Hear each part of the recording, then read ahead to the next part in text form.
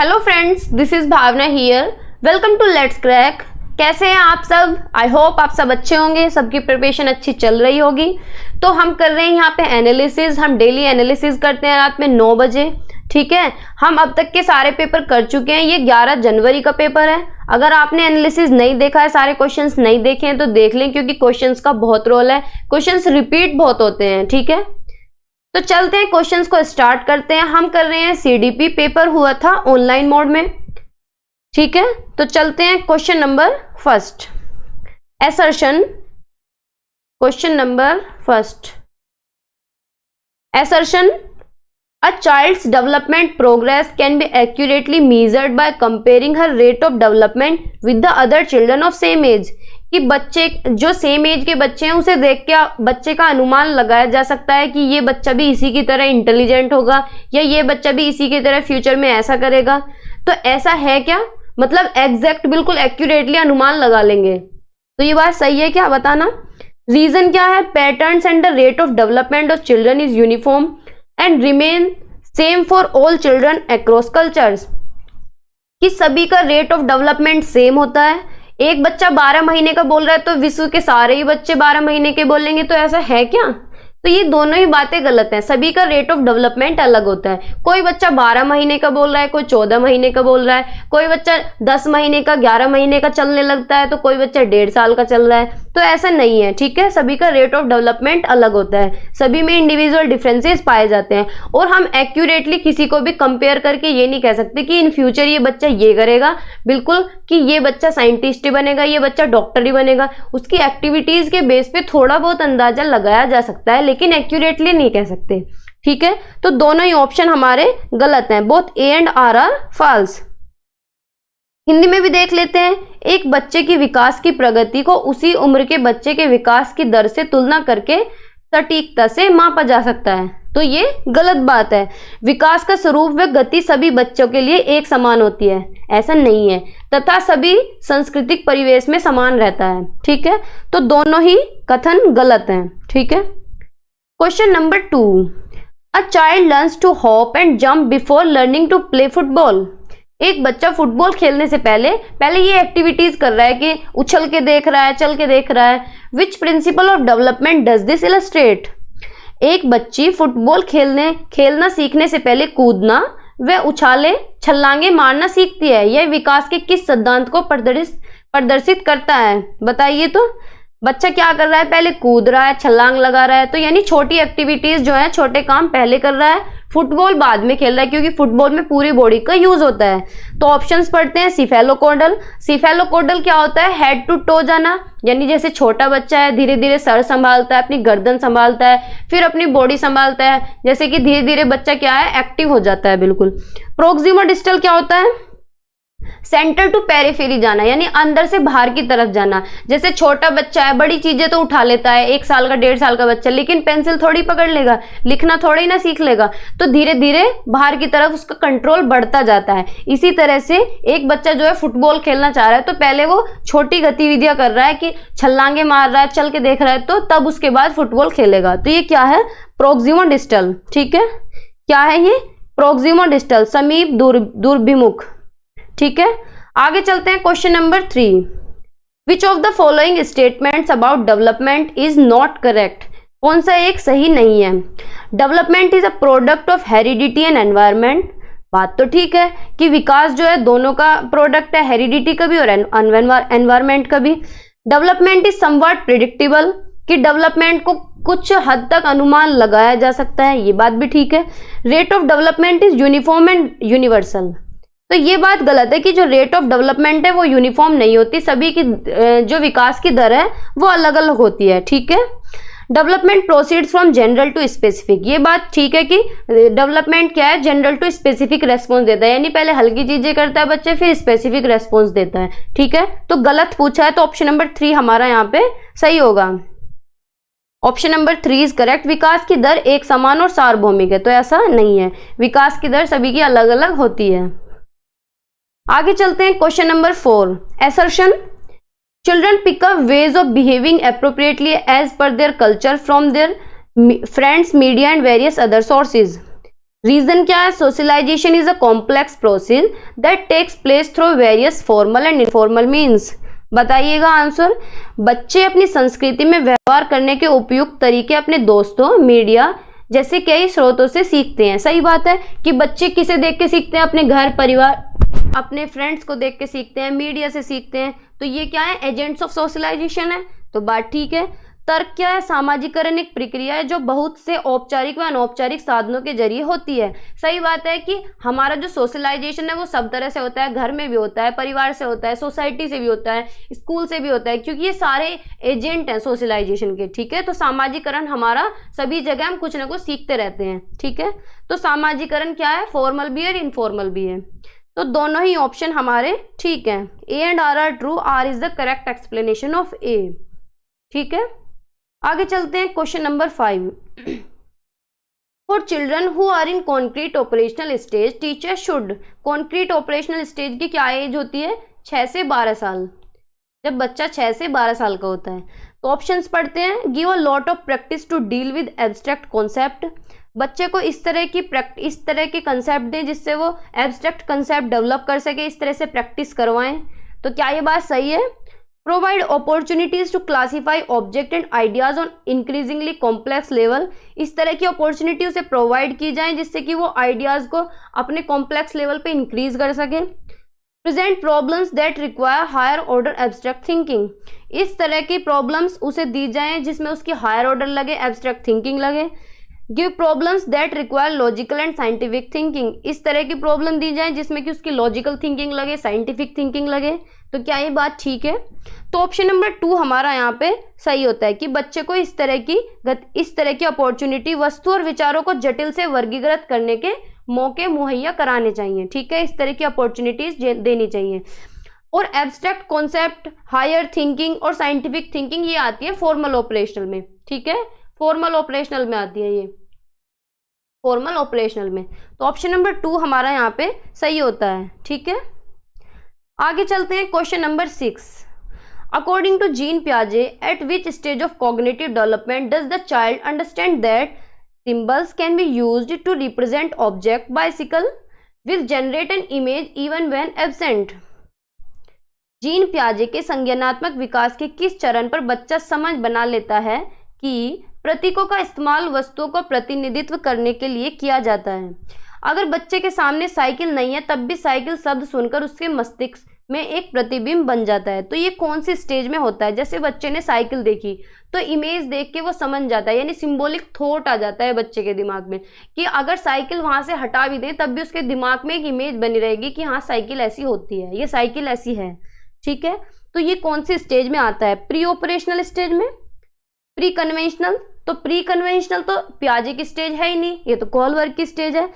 Pre operational stage, ठीक है, concrete operational stage, formal operational stage. तो बताइए कौन सी होगी?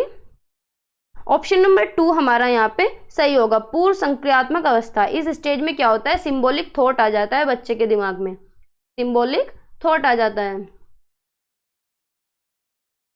ठीक है, तो ऑप्शन नंबर 2 हमारा यहाँ पे ठीक है। आगे चलते हैं। Question number 7।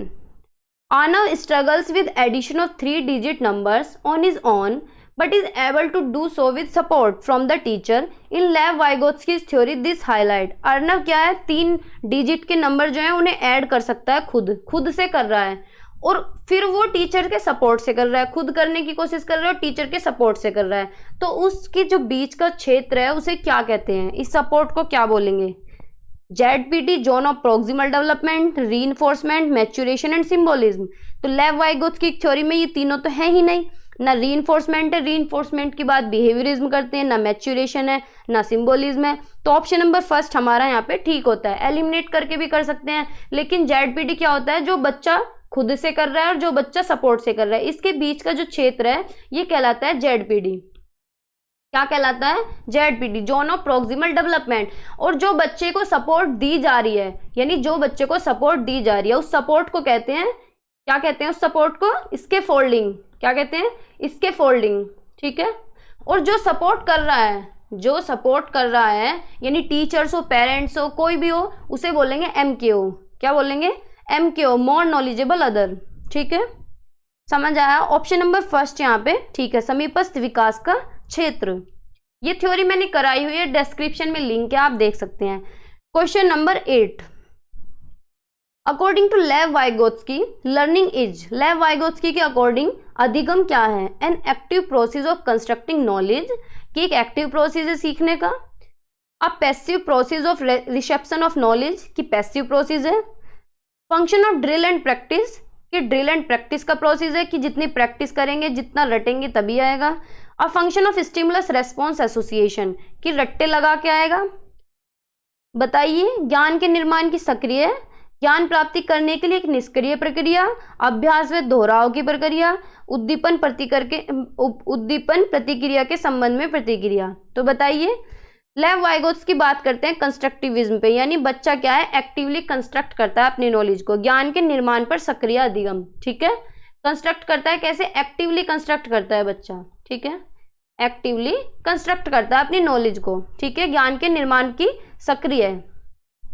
ए ऑप्शन हमारा यहाँ पे ठीक है। Question number 9, Aasna does good because she would like to be seen as good by other people. At which stage of moral development is she according to Lawrence Kohlberg. Aasna क्या है, अच्छा बनने की कोशिश कर रही है, यानी ये शो कर रही है अच्छे बिहेव करने की, अच्छा बनने की कोशिश कर रही है दूसरों के सामने। तो वो कौन सी स्टेज में है अकॉर्डिंग टू लॉरेंस कोलबर्ग? ठीक है, pre conventional, conventional, post conventional या फॉर्मल ऑपरेशनल। फॉर्मल ऑपरेशनल तो होगा नहीं क्योंकि ये प्याजे की स्टेज का है। ठीक है, तो इन तीनों में से बताइए कौन सा होगा? पूर्व पारंपरिक, पारंपरिक या उत्तर पारंपरिक। तो आसना जो है अच्छा करती है क्योंकि वह दूसरों द्वारा अच्छा देखा जाना चाहती है, यानी अपनी इमेज बनाने में लगी हुई है। तो good boy good girl orientation, good boy good girl orientation, ये कौन सी स्टेज है, कौन से लेवल में आती है ये बताइए? ऑप्शन नंबर 2 यानी पारंपरिक, ऑप्शन नंबर 2 पारंपरिक यानी कन्वेंशनल स्टेज में आती है। कौन से स्टेज में आती है? कन्वेंशनल में, कन्वेंशनल स्टेज के अंदर आती है। ये स्टेज नंबर 3 है, good boy and good girl orientation. ठीक है, तो ऑप्शन नंबर 2 हमारा यहाँ पे ठीक है। ये थ्योरी भी कराई हुई है मैंने। Question number 10, in progressive education, प्रगतिशील कक्षा में learning has a social character. Text book are the only source of knowledge, की टेक्स्ट बुक ही खाली एक सोर्स है नॉलेज का? तो क्या ऐसा है? Seating arrangement is totally fixed. Progressive education में, प्रोग्रेसिव कक्षा में जो सीट होती है, सीटिंग अरेंजमेंट है वो फिक्स होता है क्या? बताइए। करिकुलम जो है वो स्टैंडर्डाइज होता है, ऐसा है? तो ऐसा नहीं है। In progressive education learning has a social character. जो प्रगतिशील कक्षा होती है या प्रगतिशील शिक्षा होती है उसमें क्या है? लर्निंग एक सोशल कैरेक्टर है, सीखने का स्वरूप जो है वो सामाजिक है, यानी बच्चा क्या है? सोशल इंटरेक्शन से सीखता है, डिस्कशन से सीखता है। ठीक है, अपने एनवायरमेंट से सीखता है। तो ऑप्शन नंबर फर्स्ट हमारा यहाँ पे ठीक है। Question number 11, NEP 2020 emphasises on, राष्ट्रीय शिक्षा नीति 2020 किस पर बल देती है? Flexible multi level activity based learning, की जितनी भी एक्टिविटीज हैं वो फ्लेक्सिबल हो और ज़्यादा से ज़्यादा एक्टिविटीज हो। तो बात तो ठीक है। Only the aspects related to cognitive development of children, कि सिर्फ बच्चे के संज्ञानात्मक विकास से जुड़ी हुई हो। तो ऐसा नहीं है, ओनली नहीं है, संज्ञानात्मक विकास से है बेस, लेकिन ऐसा नहीं है कि कॉग्निटिव ही हो। कॉग्निटिव भी है, अफेक्टिव भी है, साइकोमोटर भी है, सारे एस्पेक्ट से जुड़े हुए हैं। Standardisation of national curriculum, standardisation नहीं है, फ्लेक्सिबल करिकुलम होता है। Measurement of memorisation abilities of children, बच्चे की जो एबिलिटीज हैं, बच्चे के स्मरण कौशलों का मापन करना। तो बताइए कौन सा ऑप्शन होगा? ऑप्शन नंबर फर्स्ट हमारा यहाँ पे ठीक होगा कि flexible multi level activity based learning हो, लचीला बहुस्तरीय गति आधारित अधिगम हो। ठीक है, इस पर राष्ट्रीय शिक्षा नीति बल देती है, एनईपी करा रखी है मैंने। Question number 12, which of the following description fits the interpersonal intelligence proposed by Harvard gardener. निम्नलिखित में से कौन सी विशेषता हार्वर्ड गार्डनर द्वारा प्रतिपादित अंत वैयक्तिक बुद्धि का आलेख करती है? इंटरपर्सनल इंटेलिजेंस क्या होती है? दूसरों के इमोशंस, दूसरों की फीलिंग्स, दूसरों के इंटेंशंस को समझने वाले। ठीक है, दूसरों की फीलिंग्स को, दूसरों के इमोशंस, इंटेंशंस को समझने वाले। ठीक है, ऑप्शन नंबर फर्स्ट क्या है? Sensitivity to spoken and written language, तो जिनकी भाषा पे अच्छी समझ होती है उनके अंदर पाई जाती है लिंग्विस्टिक इंटेलिजेंस। उनके अंदर कौन सी इंटेलिजेंस पाई जाती है? Linguistic. Sensitivity to rhythm and sound, जिन्हें रिदम और साउंड की नॉलेज होती है, जो संवेदनशील होते हैं म्यूजिक की तरफ, उनके अंदर म्यूजिकल इंटेलिजेंस पाया जाता है। क्या पाया जाता है? Musical intelligence. Capacity to understand the intentions and desire of others, तो ऑप्शन नंबर 3 हमारा यहाँ पे करेक्ट होता है कि जो दूसरों के इंटेंशंस को, दूसरों की डिजायर को, यानी दूसरों को समझने वाले होते हैं, वो कौन से होते हैं? इंटरपर्सनल। कौन सी बुद्धि पाई जाती है उनके अंदर? Interpersonal. Capacity to understand on self, जो खुद को समझते हैं, उनके अंदर कौन सी पाई जाती है? इंट्रापर्सनल। इंट्रापर्सनल, ठीक है। तो ऑप्शन नंबर 3 हमारा यहाँ पे ठीक है। दूसरों के विचारों व इच्छाओं को समझने की क्षमता जिनके अंदर होती है, उनके अंदर पाई जाती है interpersonal intelligence. Question number 13, dash plays an important role in Vygotsky and constructivism. तो वाइगोत्स्की की जो थ्योरी है, उन्होंने 3 चीजों पे बात की है। सोसाइटी यानी सोशल इंटरेक्शन, कल्चर यानी संस्कृति, एंड लैंग्वेज, 3 चीजों को इन्होंने इंपॉर्टेंट बताया बच्चे के विकास में, ठीक है।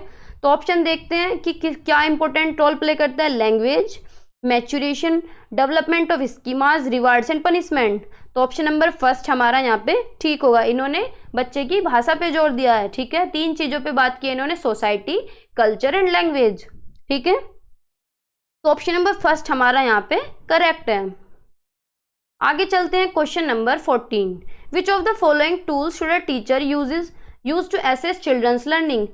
टीचर कौन सा एक टूल यूज करता है बच्चों के आकलन के लिए, बच्चों की लर्निंग को आंकने के लिए? क्लासरूम इंटरेक्शन, बात ठीक है। प्रोजेक्ट, ये भी बात ठीक है। पोर्टफोलियो भी करता है और सेल्फ असेसमेंट भी होता है। तो चारों ही ऑप्शन सही लग रहे हैं। बच्चों के सीखने का आकलन करने के लिए एक शिक्षिका को किन तरीकों का इस्तेमाल करना चाहिए? क्लास में की गई अंत्यक्रिया, यानी क्लास में जो बच्चे एक्टिविटीज करते हैं तो उसके बेस पे भी एसेस होता है। परियोजना, कि क्या प्रोजेक्ट बच्चे कर रहे हैं, पोर्टफोलियो उनका रिकॉर्ड कैसा है, और आत्म आकलन यानी सेल्फ असेसमेंट, ठीक है। तो चारों ही ऑप्शन यहाँ पे करेक्ट है, तो 3rd ऑप्शन इज करेक्ट, ठीक है। आगे चलते हैं question number 15, the purpose of assessment as per the NEP 2020 is to provide information on. राष्ट्रीय शिक्षा नीति 2020 के अनुसार मूल्यांकन का उद्देश्य किसकी जानकारी देता है? How to support the children in and out of the classroom, कि बच्चों को कैसे सपोर्ट किया जाए क्लास के अंदर और इसको क्लास के बाहर, ठीक है। Comparison of the students performance with their classmate, तो क्या NEP इस पे बात करती है कंपैरिजन में? कंपैरिजन करना चाहिए क्या बच्चे का? तो ये गलत बात है, बच्चे का कंपैरिजन नहीं करना चाहिए, बच्चे की तुलना नहीं करनी चाहिए जी, ये नेगेटिव बातें हैं। The gaps and deficiencies in student learning to accurately identify her failure, जो बच्चे की कमियां हैं, जो बच्चे के गैप हैं, वो बच्चे के फेलर को आइडेंटिफाई करती है, बच्चे की असफलता को दर्शाती है, तो ये बात भी गलत है। Memorisation capacities of the student, बच्चे की जो कैपेसिटी है रटने की, ये शो करती है। तो तीनों ही ऑप्शन हमारे गलत हैं। 1st ऑप्शन इज करेक्ट, कि बच्चे को सपोर्ट करें क्लास के अंदर भी और क्लास के बाहर भी। विद्यार्थी को कक्षा में व कक्षा के बाहर कैसे सहायता दी जा सकती है, इसकी जानकारी कौन देता है? NEP, ठीक है। Question number 16, which of the following practice is a barrier to inclusion. निम्न में से कौन सी प्रथा समावेशन में बाधक है, बताइए। Classroom discipline is based on mutual respect for each other, तो ये बैरियर का काम थोड़ी करेगी, ये तो अच्छी बात है कि एक दूसरे की रेस्पेक्ट करनी चाहिए। Content is design to meet needs of few student only, इस तरह से कंटेंट को डिजाइन करें कि कुछ ही स्टूडेंट्स की नीड्स को पूरा किया जा सके, तो क्या ये बात ठीक है? Pedagogy encourages participation of all student, की शिक्षण शास्त्र इस तरह का हो कि सभी के पार्टिसिपेशन को प्रोत्साहित करे।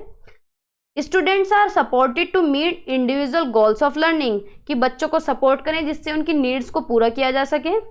तो सारे ऑप्शन ठीक है, ऑप्शन नंबर 2 हमारा यहाँ पे गलत है। ये बैरियर का काम करता है कि इस तरह का कंटेंट डिजाइन करें कि कुछ ही बच्चों की नीड्स पूरी हो सके। तो अगर कुछ ही बच्चों की नीड्स पूरी होगी तो इंक्लूजन तो होगा नहीं वहाँ पे, तो वो इंक्लूसिव क्लास नहीं कहलाई जाएगी, ठीक है। इंक्लूसिव तो वो होती है जिसमें सभी बच्चों की नीड्स को पूरा किया जाए, ठीक है। तो ऑप्शन नंबर 2 हमारा यहाँ पे ठीक है। सामग्री को केवल कुछ विद्यार्थियों की जरूरतों को पूरा करने के लिए डिजाइन किया गया है। तो ये बात गलत है, ये बाधक है समावेशन में। ठीक है। Question number 17, which of the following creates barrier to inclusion of students from marginalised group. जो वंचित ग्रुप के बच्चे हैं उनके लिए क्या एक बैरियर है? Access to educational spaces, equality in rights, शैक्षिक स्थानों तक पहुंच, अधिकारों की समता। तो ये तो अच्छी बात है, भाग लेने के अवसर, ये भी अच्छी बात है, लेकिन ये गलत है कि सामाजिक वर्तिकाग्र यानी सोशल स्टिग्मा। जो बैरियर का काम करते हैं उनके इंक्लूजन में, वो है सोशल स्टिग्मा यानी समाज। ठीक है। तो फोर्थ ऑप्शन हमारा यहाँ पे सही है। Question number 18, which of the following learning disability directly affect the ability to write coherently. कौन सी निम्नलिखित में से कौन सी अधिगम अक्षमता सुसंगत रूप से लिखने की क्षमता को सीधे प्रभावित करती है? यानी लिखने को कौन सा प्रभावित करता है? कौन सी डिसेबिलिटी? राइटिंग डिसऑर्डर, बताइए कौन सा है? डिस्कैल्कुलिया, डिस्ग्राफिया या डिसलेक्सिया या डिस्प्रैक्सिया, बताइए। तो ऑप्शन नंबर 2 हमारा यहाँ पे ठीक होगा। डिस्ग्राफिया क्या होता है? राइटिंग डिसऑर्डर होता है, यानी बच्चे को लिखने में प्रॉब्लम होती है, राइटिंग डिसऑर्डर है ये। डिसकैल्कुलिया क्या होता है? कैलकुलेशन डिसऑर्डर, यानी बच्चे को कैलकुलेशन में प्रॉब्लम होती है। डिसलेक्सिया क्या होता है? रीडिंग डिसऑर्डर, बच्चे को पढ़ने में प्रॉब्लम आती है। डिस्प्रैक्सिया क्या होता है? कोऑर्डिनेशन डिसऑर्डर, कोऑर्डिनेट नहीं कर पाता बच्चा। ठीक है। सारी डिसेबिलिटी मैंने कराई हुई, बहुत छोटी सी वीडियो 3 से 4 मिनट की, आपके सारे क्वेश्चन वहीं से क्लियर हो जाएंगे, देख लेना आप। Question number 19, which of the following practice will hinder the successful inclusion of auditory learners. निम्नलिखित में से कौन सा अभ्यास श्रवण विद्यार्थियों के सफल समावेशन में बाधा उत्पन्न करेगा? जो सुन के सीखते हैं बच्चे। Allow student to think aloud to themselves, यानी तेज तेज बोल के पढ़ें। Give student written rather than oral test, कि बच्चों को रिटन टेस्ट दें ना कि ओरल टेस्ट। जिस बच्चे को प्रॉब्लम है यानी सुन के वो पढ़ रहा है तो उसे रिटन टेस्ट थोड़े ही ना देंगे। Place assignment direction on tape to use later, provide verbal instruction for assignment. तो ये भी ठीक है। ऑप्शन नंबर 2 हमारा यहाँ पे सही है, यानी ये गलत है, ये बाधा उत्पन्न करेगा। उसे रिटन असाइनमेंट नहीं देने हैं, उसे ओरल असाइनमेंट देने हैं। यानी श्रवण उसे सुन के पढ़ा जाता है, वो सुन के पढ़ सकता है। ठीक है। तो ऑप्शन नंबर 2 हमारा यहाँ पे ठीक है। Question number 20, which of the following is a characteristic of a student with giftedness. कौन सी एक विशेषता है गिफ्टेडनेस बच्चों की? स्लो कॉम्प्रिहेंशन, तो बताइए स्लो कॉम्प्रिहेंशन थोड़ी होता है इनका, तो फास्ट कॉम्प्रिहेंशन होता है। लैक ऑफ क्यूरियोसिटी, ये बात भी गलत है, इनके अंदर तो बहुत क्यूरियस होते हैं गिफ्टेड बच्चे। तो need for precision in thinking, कि सोचने पर जोर दें, सोचने में सटीकता की आवश्यकता हो, तो ये बात ठीक है। Tendency of opting for easy task नहीं है तो हार्ड टास्क भी कर सकते हैं, तो ऑप्शन नंबर 3 हमारा यहाँ पे ठीक है। Need for precision in thinking, सोच में सटीकता की आवश्यकता, ये बिल्कुल सटीक सोचते हैं, क्यूरियस होते हैं, इंटेलिजेंट होते हैं, बहुत सुपीरियर होते हैं। ठीक है। तो थर्ड ऑप्शन यहाँ पे ठीक है। Question number 21, a teacher wants to facilitate comprehension skills among her student, which of the following should be avoided by her for this purpose। एक शिक्षिका अपने विद्यार्थियों में बोध कौशल को सुसाध्य करना चाहती है, इस उद्देश्य के लिए उसे निम्नलिखित में से किससे बचना चाहिए? संकल्पना मानचित्र, तो ये तो अच्छी बात है।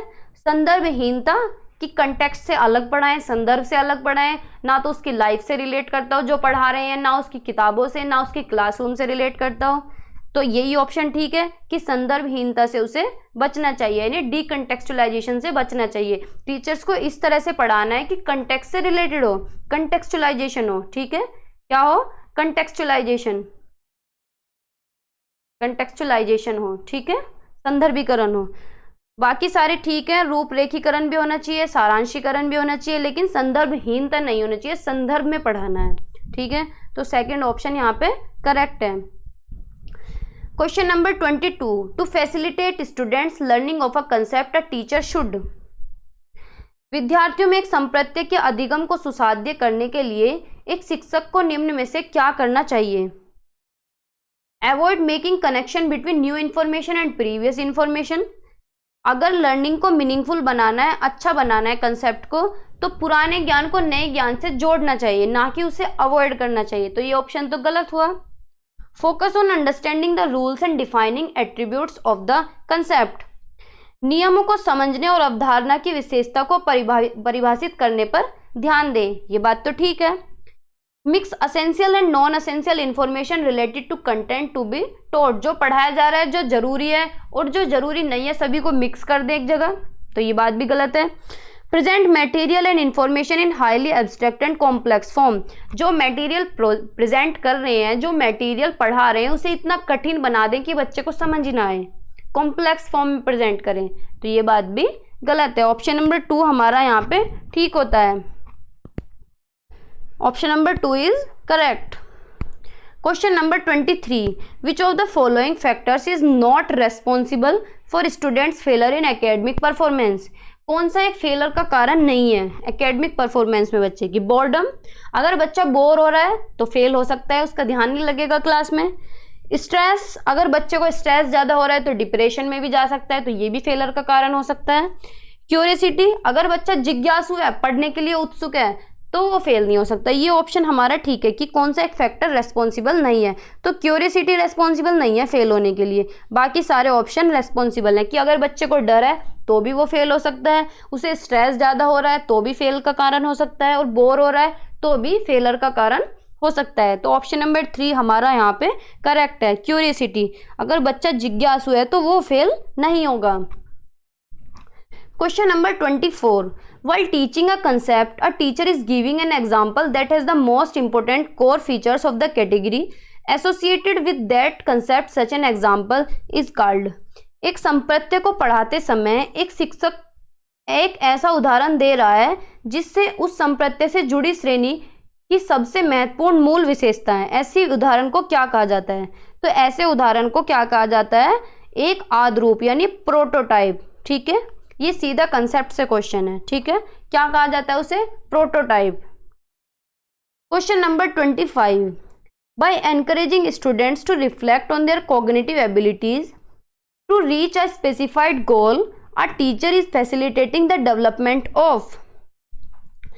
एक निर्दिष्ट लक्ष्य तक पहुंचने के लिए विद्यार्थियों को उनकी संज्ञानात्मक क्षमताओं पर चिंतन करने के लिए प्रोत्साहित करके एक शिक्षक निम्नलिखित में से किसके विकास को सुगम बना रहा है? यानी टीचर कह रहा है कि आप जो सोच रहे हैं उस पर गहन विचार करें, उस पर अध्ययन करें और ज्यादा, यानी थिंकिंग अबाउट थिंकिंग। आप ही बताएंगे थिंकिंग अबाउट थिंकिंग क्या होता है? हर एक पेपर में आया हुआ है ये, थिंकिंग अबाउट थिंकिंग या इवेल्युएट वंस थिंकिंग। क्या कहलाता है ये कहलाता है मेटाकॉग्निशन। क्या कहलाता है? मेटाकॉग्निशन, अधिसंज्ञान, यानी अपनी ही सोच पे विचार करना, अपनी ही सोच का आकलन करना। इवेल्युएट वंस थिंकिंग तो कहलाता है अधिसंज्ञान। Question number 26, while conceptualizing teaching learning process NCF 2005 emphasize upon the importance of. शिक्षण अधिगम प्रक्रिया की अवधारणा करते समय राष्ट्रीय पाठ्यचर्या की रूपरेखा 2005 निम्न में से किसके महत्व पर बल देती है? एक्टिव एंगेजमेंट एंड इंटरेक्शन, कि बच्चा एक्टिवली इन्वॉल्व हो, एक्टिवली एंगेज करके पढ़े, इंटरेक्शन के साथ पढ़े, तो अच्छी बात है। ड्रिल एंड प्रैक्टिस, की बहुत ज़्यादा प्रैक्टिस करे, बहुत ज़्यादा रट्टा लगाए। रोट मेमोराइजेशन, की रटे कंटेंट को। स्टिमुलस रेस्पॉन्स एसोसिएशन हो, तो बताइए कौन सा होगा?